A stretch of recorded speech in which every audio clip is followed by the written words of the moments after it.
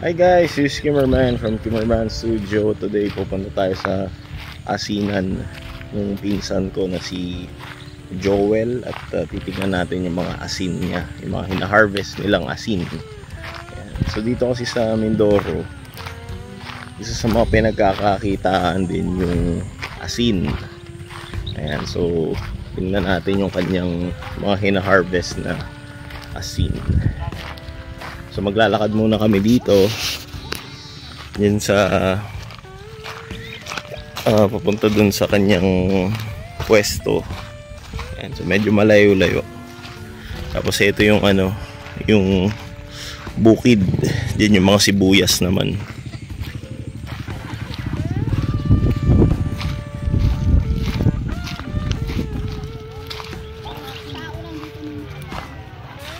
Ay, may baka. Saan nanggagaling yung tubig?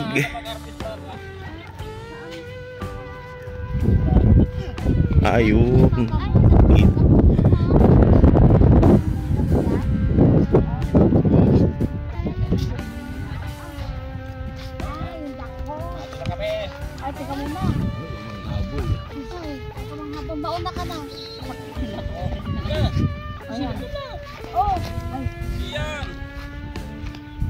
So yun, nakalagpas tayo sa Kalabaw. At ito nga yan, kasama ko si mama, si tatay. Ganda nung farm mo. Sibuyasan farm. Sibuyasan farm. Last ako nakakita ng ganito, yung sago noon, yung maliit pa ako. Di ba ma? Pinasyal niyo ako sa ganon. Kaya yung mga tinatawag na pilapil. Kaya mo pa lumakad dyan, ma. Ang galing mo, ano to, ma? Galing mo, sapot. Spider web.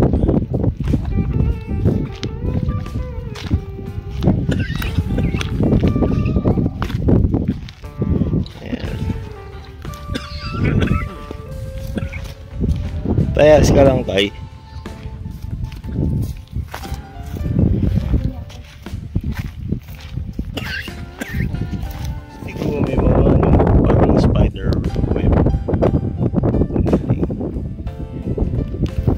Gamba. Yun daming spider web. Diba?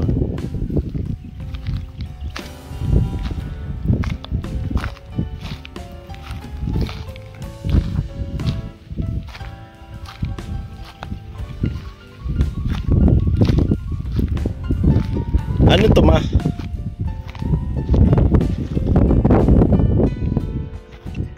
Ito yung pinatanim mo. Ito yung pinatanim mo. Ha?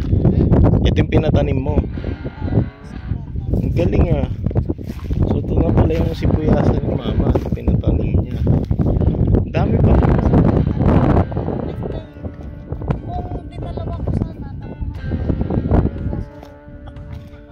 Kulang sa budget. Oh, yan na pala sibuyasan ni mama. O ma, anong sasabihin mo, ma? Maraming salamat kay Kili at hindi pinabayaan yung isang lata kong sibuyas. At saka ang kanilang mga sibuyas din na tanim ay magaganda. Yan mga sibuyas ni mama. Ayan na mga ibang sibuyas naman ni Tita Kelly. Yung kanina kay mama, kay Tita Kelly na to. So yung kay mama, ilan yun? Isang lata lang yun. Ito, ilang lata ito? Ilang lata ko? Anim lahat nang Anim. Anim na lata. Anim daw Isa yan. lang po ba sa inyo? Isang lata lang po pinakain. Bali 5 lata ito. Kasi nag-umpisa lang ako. O tae may tae dyan.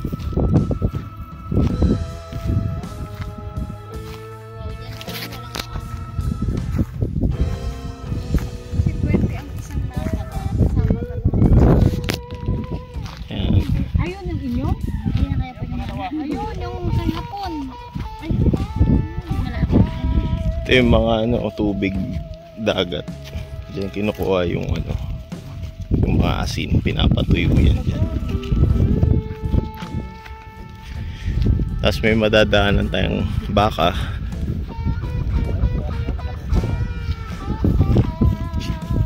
Ayun. Ayun yung asin. Kulay puti-puti na yun.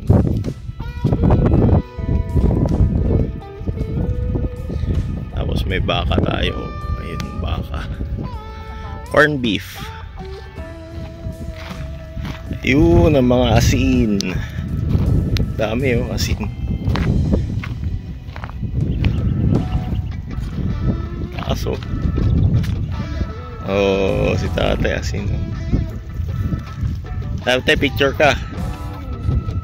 Yan na po yung mga asin. Pag na-harvest na nila yan, pinagpapatong-patong nila yan dyan. Okay. Yun na may mga ano doon, harvester. Yan, na-harvest nila. Diyan yung sa pinsan ko. Laki ayun yung mga salt bed niya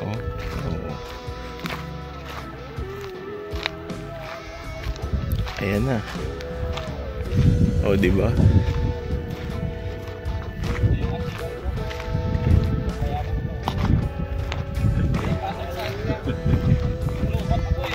Ayun si nag-aasin si Baby Giant dun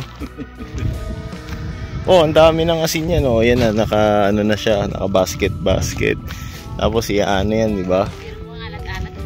Papatong-patong. Yan yung mga nakakapagpataas ng blood pressure. Puro yan asin, walang chemical yan. Tikman mo. Yan yung mga nakakapagpataas ng blood pressure.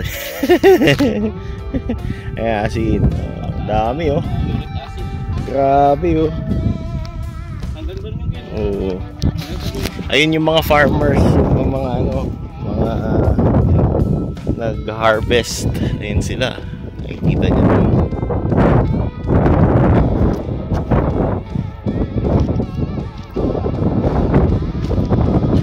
Ayan, mga asin.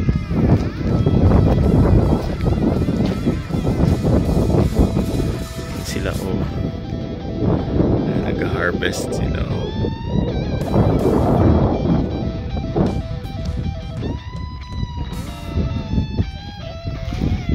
So dito tayo sa sa area nung pinsang ko. Yan sila. Ayun si Baby Giant, siya nagkakayod na siya ng asin. Baby Giant, baka pwede ako mag-try. Ito si Rhea. Hi Rhea. Yan si Rhea po. Ang galing Si Baby Giant, ayan po, nag-ano siya ng asin niya Lalagyan mo ng tubig, mag-asin mo Init.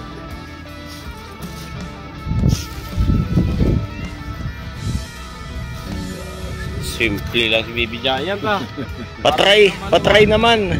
Ayan na po yung asin Galing ni Baby Giant Ayan siya, kakayod siya Kumusta ka naman? Ayos ka lang.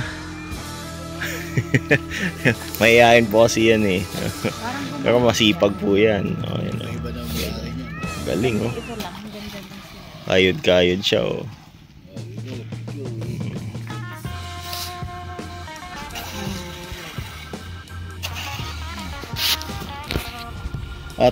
Try ulit Hindi nakuha Kaya alas yung bato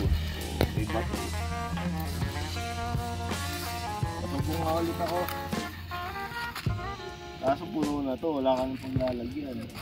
Ano ilalagay ko? Ha? Okay lang apaw? Okay lang.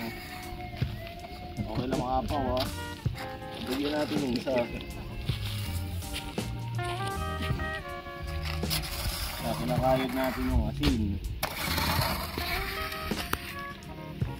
Kaso konti na lang siya. Bigyan natin to.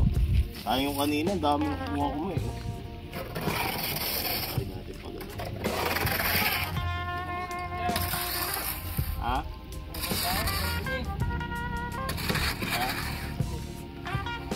Ayun, may piso. Bilis ko nga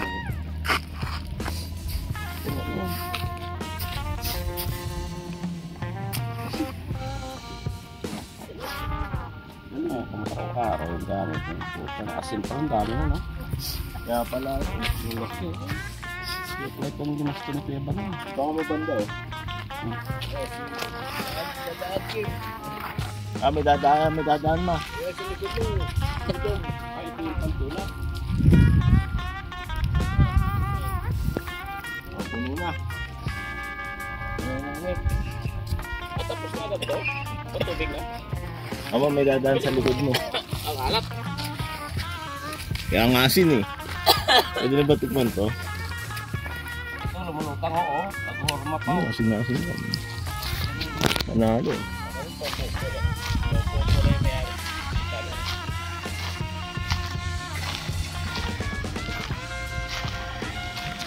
Ayan po si Rhea, nag-ano na siya. Mountain of Salt. Ay Rhea, okay ka lang? Okay lang po siya. Galing, ang dami na. Sasalin niya na dun yung asin. May mga nakayod dun sa salt bed. Iano niya na. Sasalin na dun sa basket para papatuyuin na dun sa malaking bundok ng asin.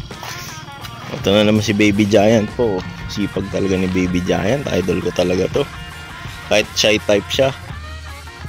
Okay na po, lalagay niya na yung asin dun. Pak! Oh, the best. Very good ka talaga. Ayan na po.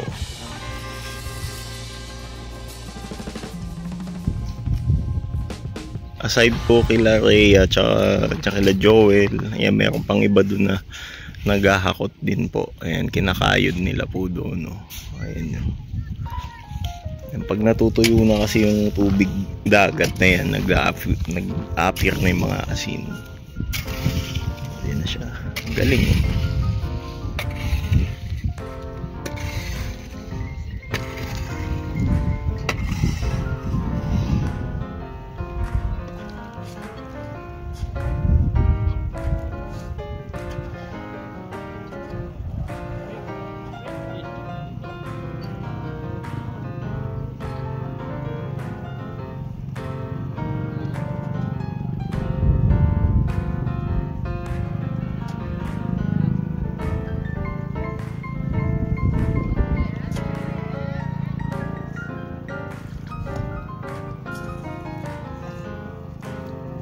Sana ganyan. Okay. Forma. So guys, mag-harvest tayo ng asin. Watch and learn guys.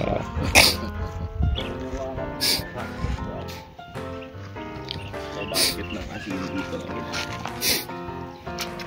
Ito mga nakayod nila na to, sasalin natin dito sa Pasok sa loob.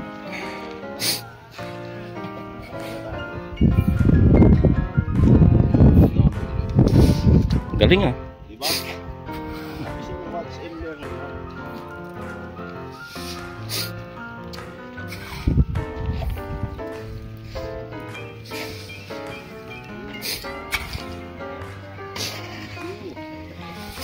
Naman nila ni ano. Chad. Bilis niya eh. Tandaan natin. Dapat yung tubig wala. Parang ano yan, tubig.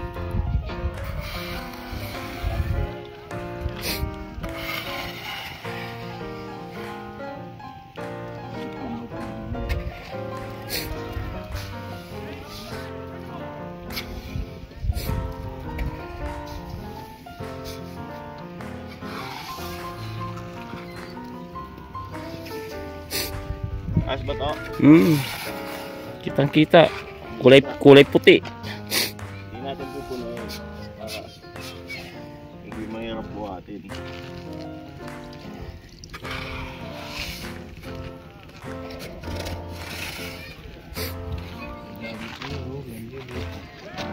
Parang piyesta nga, ang daming tao eh. No? Parang piyesta Kim. Parang piyesta pag ganitong ano. Anong piyesta? Ayun, ang daming tao eh. Hindi pwede yan. Lalagyan mo na naman ng tubig. Ba't sila pinapaan? Hindi dito. Iniiktisan mo na. Pinapatong. Pwede na kasi pinatong yung Baby Giant. Pinapakitaan ka lang ng diskarte ni Baby Giant.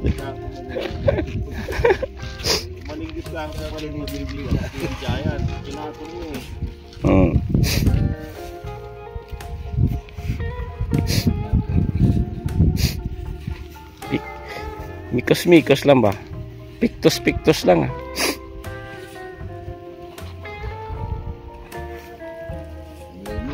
Tapos ay nawala na, naubos asin natin, bili ka.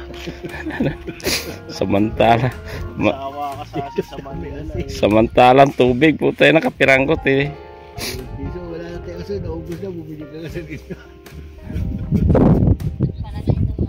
So yan yung tubig dagat pala guys. Itong nandito sa part na to. Yung dumadaloy na yung tubig dagat. Tapos pupasok dito sa parang pen.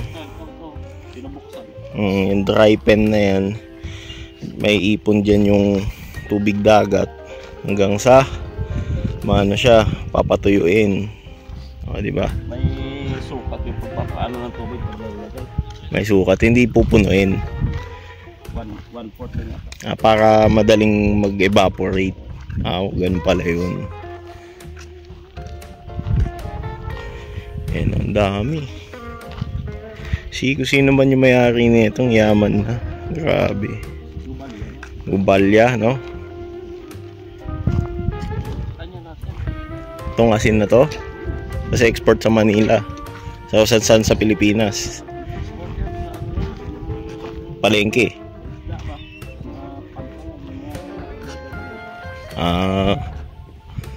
Kasi nila yung gumagawa ng daing.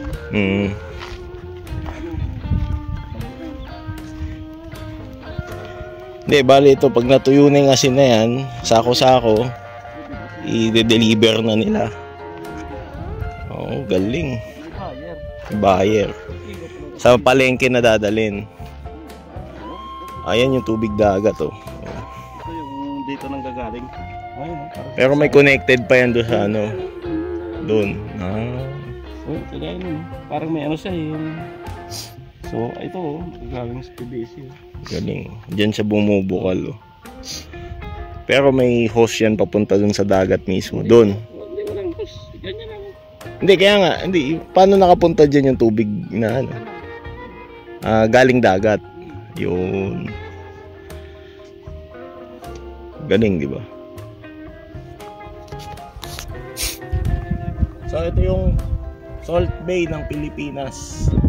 Ito yung salt. Ayan, salt yan. Salt Bay tayo, Salt Bay.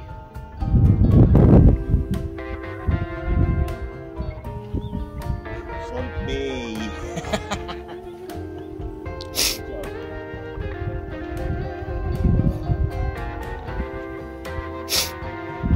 That's Salt Bay.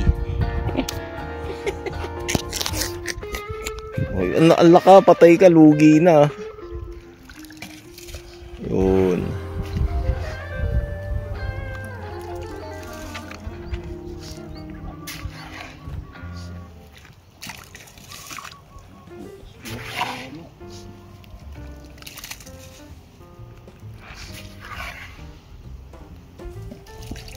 Dami tapon. Tapon mo eh. Loko.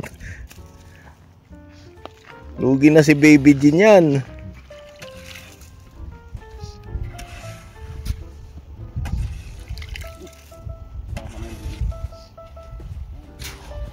Si Teresa ang bilis oh. Parang ano lang oh. Easy lang oh. So kailangan natin ng practice. Panis lang kay Teresa oh. First timer magaling agad. Ha? Magbibigay to. Nangangalay ako para hindi ako sanay. Yung lugar pa bang ibang nakasinan? Yung lugar ba yun? May ganito rin. Dito natin makikita guys na bata, matanda. Ayan, nagkakaisa. Ayan, tingnan mo. Matanda. Sipag at tiyaga yan. Asawa o wala. Mo, Nag-aasin. kahit bata nag-aasin. Kumbaga mabibilib ka sa kanila. Yung malakas yung pangangatawan dahil sa paggaganyan ng asin. Kesa yung mga pa-gym lang na gym, hanggang gym lang. Pero ito araw-araw to pinagkakakitaan to. Subukan pa mag-gym to. No? Parang workout to eh. Pero kumikita ka pa, di ba?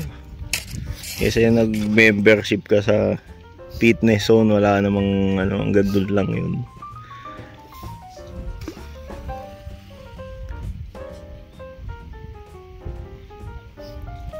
Nasaan na yung hasendera ko nanay? Ayun. Tapos yung na-harvest na asin, ayan na. Kasali na ni Joel dyan. Oh. Di ba parang bundok na ng asin yan. Oh. Oh, para madrain palalo. Tapos hahakutin na yan sa ano. I-ano na yan, no, sa sako. Tapos pang market na. Grabe yung asin. Ganyan lang pala. Pero ang dami, oh. Tingnan nyo. Meron pa yan doon sa dulo. Ayun, oh. Daming asin.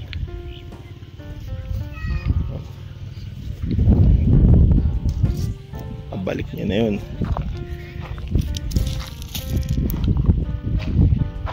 And guys, asin na yan. Oh, di ba? Dami asin, oh.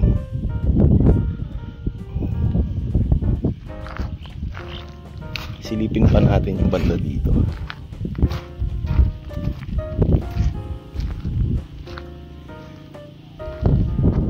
Daming salt. Daming asin. Yeah.